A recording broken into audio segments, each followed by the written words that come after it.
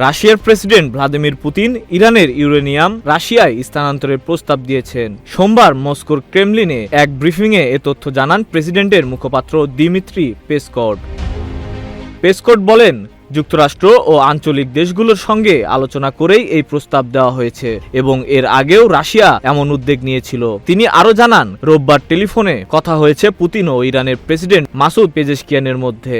সেখানে ইসলামাবাদে অনুষ্ঠিত যুক্তরাষ্ট্র ইরান বৈঠকের বিভিন্ন দিক তুলে ধরেন ইরানের প্রেসিডেন্ট।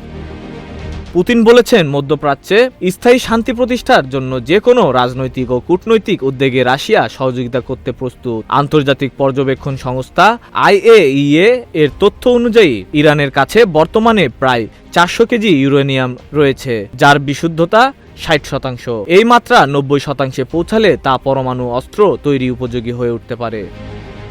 তবে ইরান বরাবরই পরমাণু বোমা তৈরির অভিযোগ অস্বীকার করে আসছে। দেশটির পরমাণু কর্মসূচি নিয়ে দীর্ঘদিন ধরে যুক্তরাষ্ট্রের সঙ্গে বিরোধ চলছে, যা সাম্প্রতিক সময়ে সংঘাতে রূপ নিয়েছে। এদিকে মার্চের শুরুতে মার্কিন প্রেসিডেন্ট ডোনাল্ড ট্রাম্প ইরানকে 15 দফা শান্তি প্রস্তাব দেন। সেখানে ইরানের ইউরেনিয়াম ধ্বংস বা দেশ থেকে সরিয়ে নেওয়ার বিষয়টি উল্লেখ করা হয়েছিল।